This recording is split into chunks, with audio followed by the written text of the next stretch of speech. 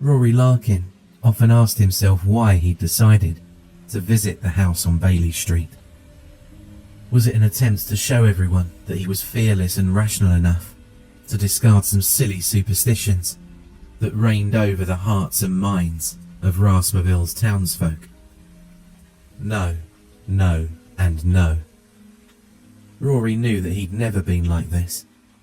He never tried to be something special, and he definitely didn't crave for much attention.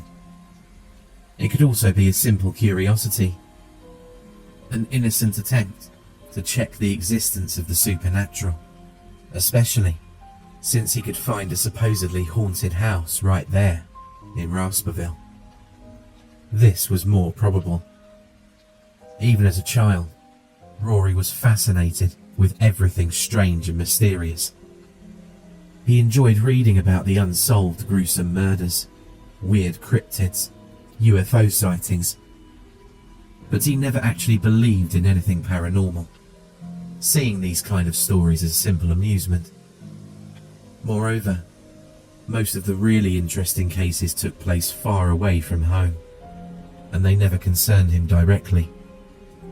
On the contrary, the house on Bailey Street was just a few miles from him, and nothing forbade him from paying it a visit after school. Nevertheless, at some point, Rory realised that it was not a simple curiosity that moved him. It was some deeper and darker instinct that pushes the man into the gloomy corners of reality. The same feeling which attracts a moth towards a burning candle. Rory hadn't even tried to resist that powerful inner force, and now all he could do was to be sorry about it. It was the late September afternoon when Rory stood before the house on Bailey Street with a photo camera. Everything he'd heard about this place flowed in his mind, and the boy started to feel goosebumps slowly covering his skin. Only a few months ago, one could see its owner, the man named Edward Pine, suspiciously walking down the streets of Rasperville. People who knew him described him as a strange and reclusive individual who avoided his neighbours. Although no one ever saw him visiting any parties, he used to leave his home at night. No one knew where he went, and as it often happens, people suspected the worst. One early morning, their suspicions were realised. Edward Pine was arrested in a nearby park, his arms covered in blood, and the body of his latest victim lay under the closest tree.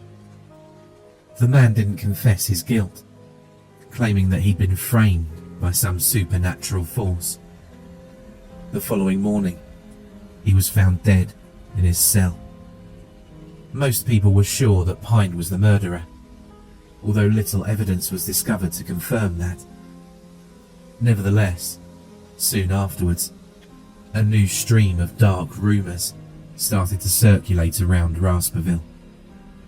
A few brave souls who approached the now abandoned house on Bailey Street, close enough to hear, reported hearing weird noises, often described as laughter, weeping, or even singing. Unsurprisingly, no one ever dared to go inside the house, and one could find the for sale sign near many of its neighbouring houses. As for Rory, he got too used to the paranormal stories, and nothing in the world could make him believe in those rumours.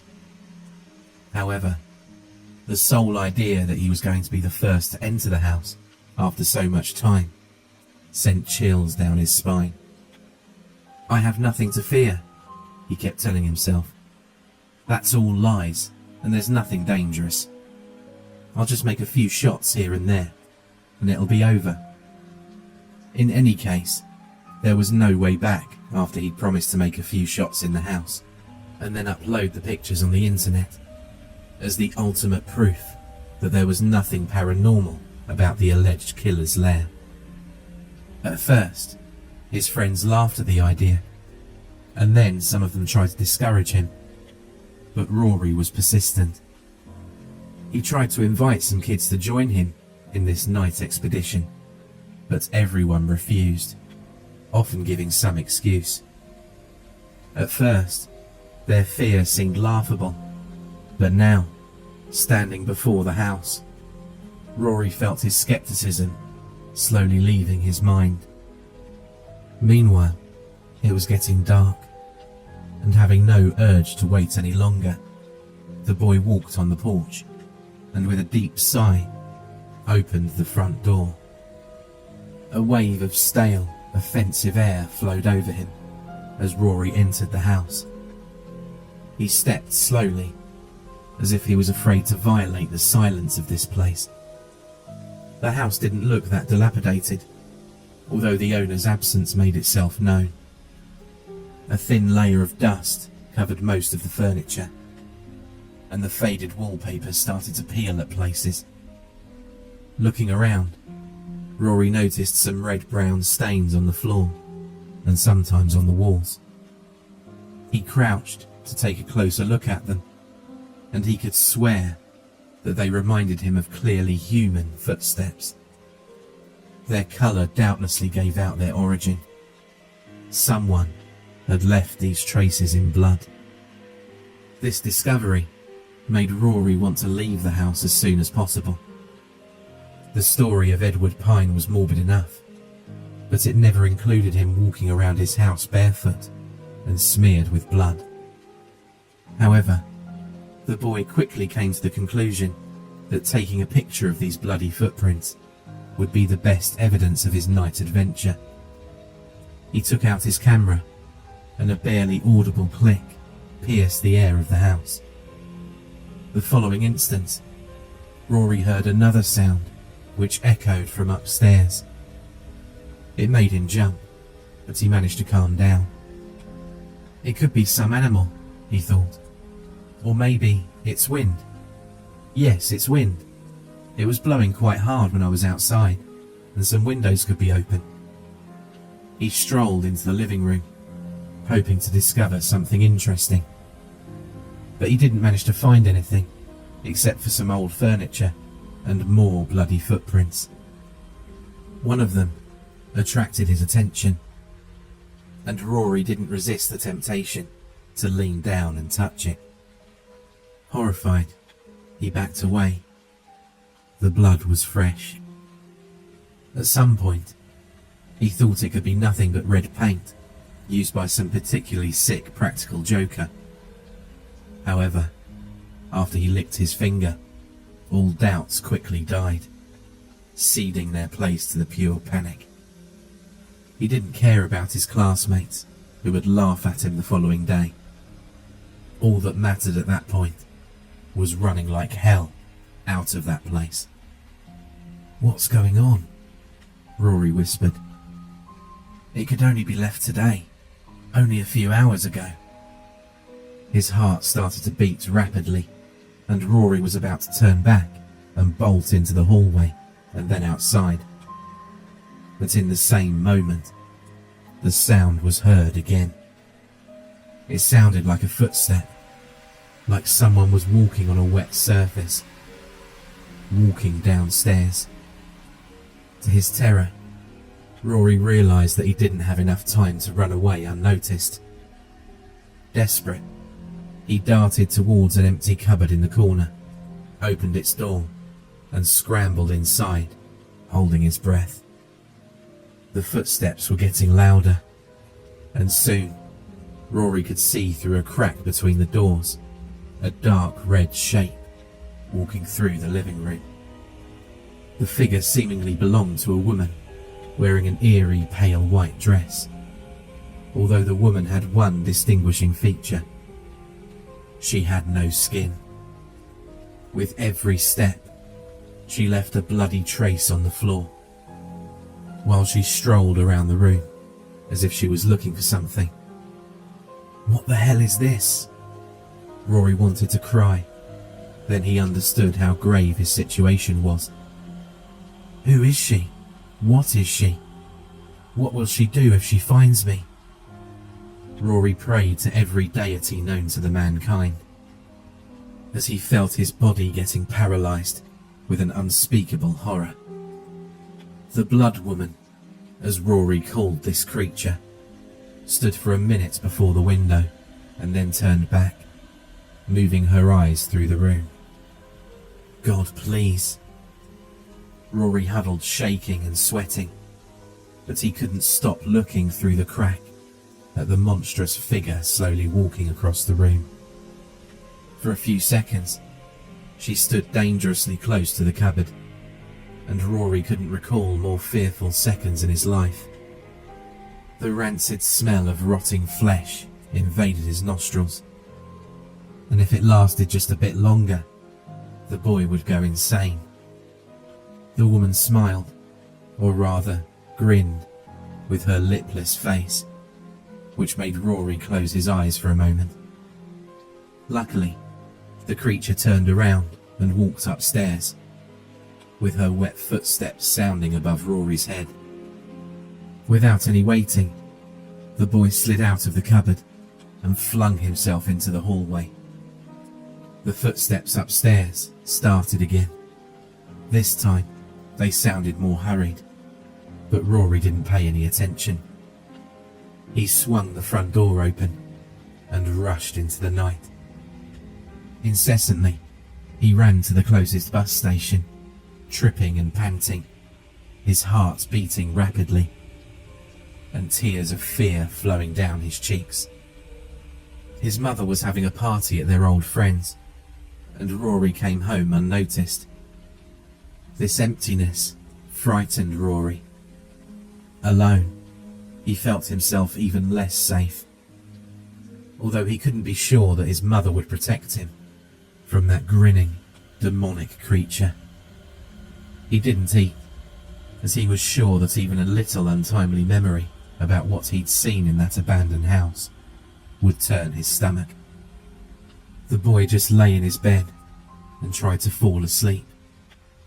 There was a chance that the creepy being from the house hadn't noticed him. Otherwise, there was a hope that she wouldn't find his home. Anyway, he couldn't think about this situation anymore. All he wanted was to get some rest, and then these things would resolve, somehow. Needless to say, he couldn't fall asleep as quickly as he wanted. Tossing and turning in his bed, Rory shuddered, hearing some noise downstairs. He covered his face with a blanket, although he perfectly realised that this childish move wouldn't help him. But he wasn't in a right mood for any rational thinking. Soon enough, Rory heard a voice obviously belonging to his mother, and the boy sighed with relief.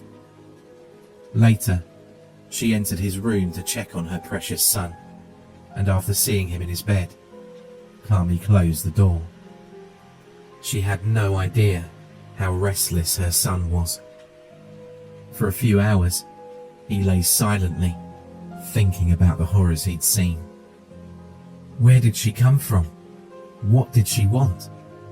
What did she have to do with the former owner of the house? One night, his whole world shattered into pieces, and life in Rasperville didn't seem safe and boring anymore. A few times, Rory managed to fall asleep, but the Blood Woman followed after him, even in his dreams. He saw her grinning at him, raising a butcher knife above his head, and then the utter terror pulled him out of his sleep, back into reality, where he lay drenched in sweat and hardly breathing, but still protected by the walls of his house. Nightmares came after nightmares, drawing more and more disturbing images. Rory wound up back in the empty house, huddling in the cupboard and hearing something echoing from the cellar. He tried to guess what would betray him: his loud breath, rapid heartbeats, or shaking of his fingers. The dark red figure came back again, and with the grin on her face, she swung open the cupboard's door. With a yell, Rory woke up again, but this time, there was something wrong. There was something wrong in the air. as if he could smell some mixture of blood, rotten flesh, and yet another thing. Was it sulphur? He put his hand on his forehead, and his fingers touched something wet and sticky. He turned the lights on, and his vision started to blur. Without any doubt, it was blood, but Rory was not hurt. It wasn't his blood, which could only mean one thing. He looked down to see a chain of bloody footprints on his carpet, just like in the house. One thought echoed in his mind. How did she find me? Soon, another thought struck him like lightning. What happened to his mother? She could hurt them when they were asleep. Rory bolted out of his room to check on them, but as soon as he opened his door, he saw something written in blood on its opposite side. He turned the lights on in the hallway, and what he read pierced his mind. If you tell anyone, you will look just like me. For a few minutes, he couldn't move a limb. He felt like his guts were tied in a knot. Nonetheless, he realised soon that his situation was not as hopeless as it could seem. The hallway was literally smeared with blood, but the footprints didn't lead into his mother's bedroom. Moreover, after hearing happy snoring sounding out of there, he could be sure that his mother was fine. It means that if I keep my tongue between the teeth, she won't do anything, he thought. Somehow, the idea that the being invading his house was following some rules gave him some hope. However, it would be hard to keep being silent if someone found all the bloody footprints in the house. So Rory tiptoed into the bathroom to take a mop. He cleaned all the footprints off, and then took a wet rag to wipe the writing on his bedroom's door. That night, it was raining outside, and he didn't have to worry about any traces in the yard. Having done all that, he exhaustively dropped onto his bed. He still had a couple of hours to get some sleep before going to school. Early morning, he sat in the kitchen, lazily eating fried eggs. His mother sat in front of him, looking at the bags under his eyes. "Are you all right, sweetie?" she asked. "I'm fine," muttered Rory. "You look like you didn't sleep at night." "It's okay, Mum. Please leave me alone." Rory took a few greedy sips of coffee, then stood up, put on his coat, and hurtled to the front door.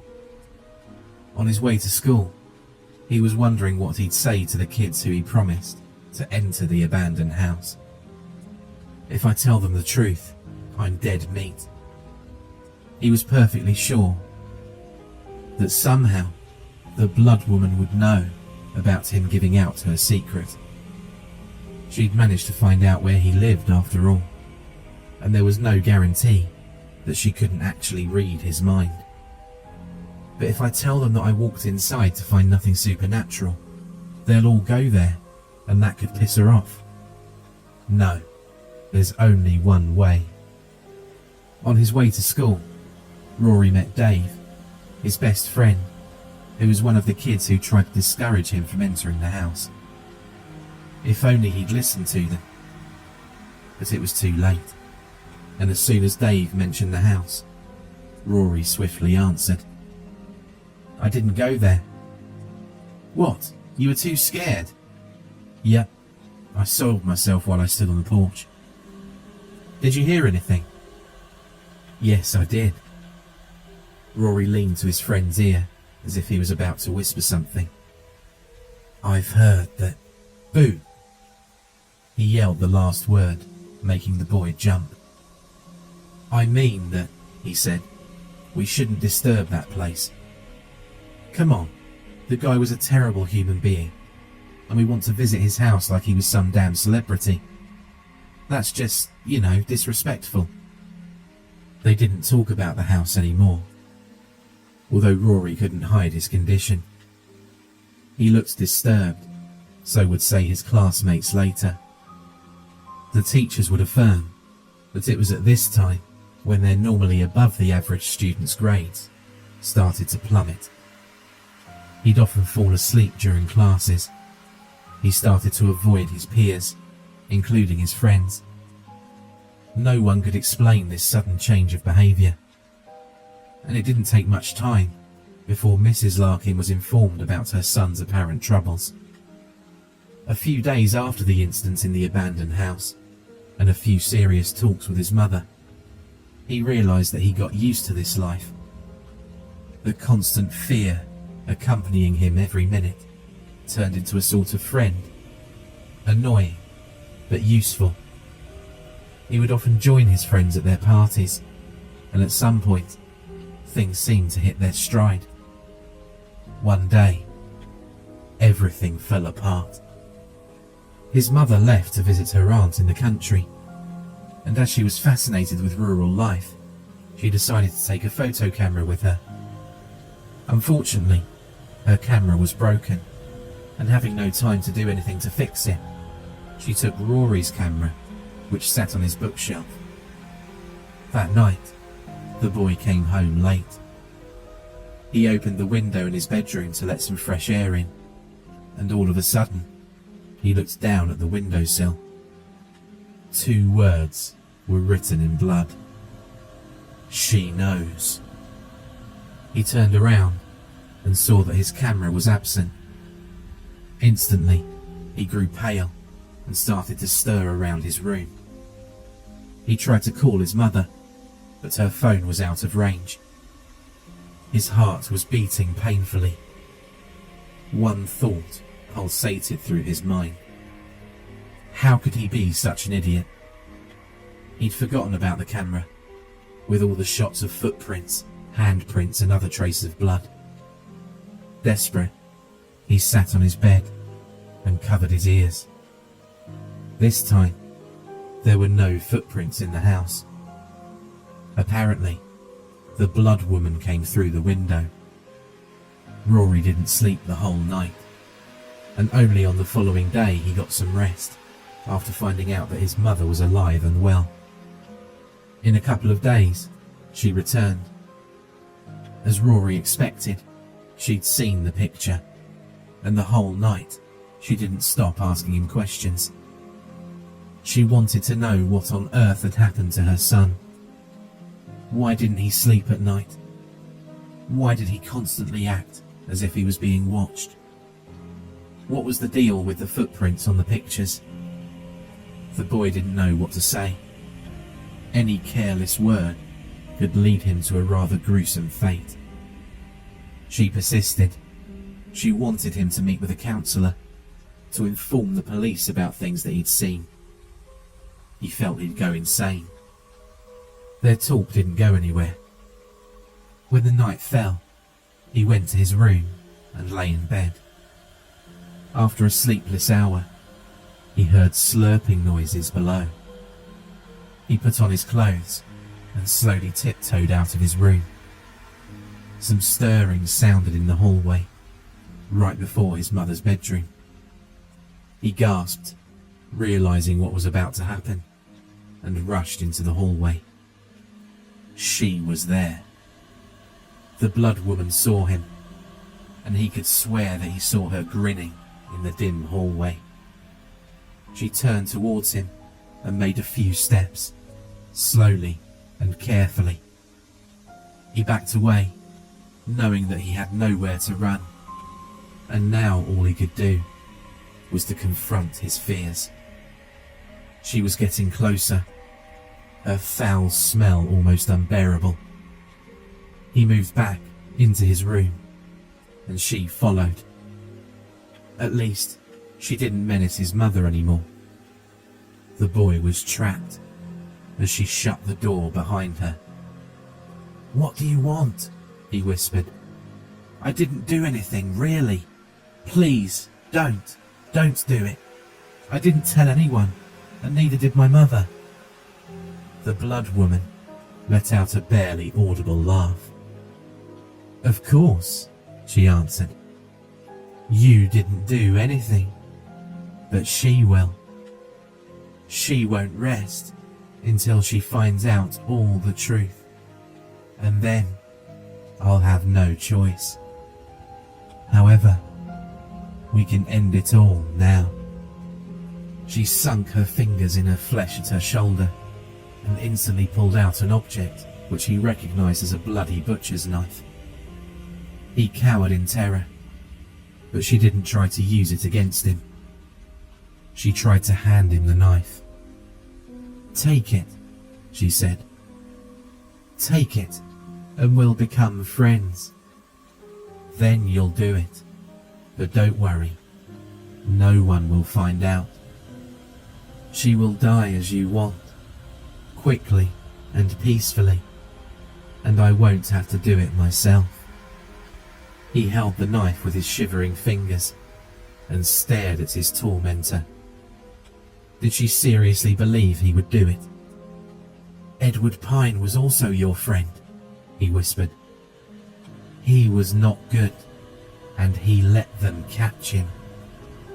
Thankfully, he knew what to do, and he delivered me from doing that myself."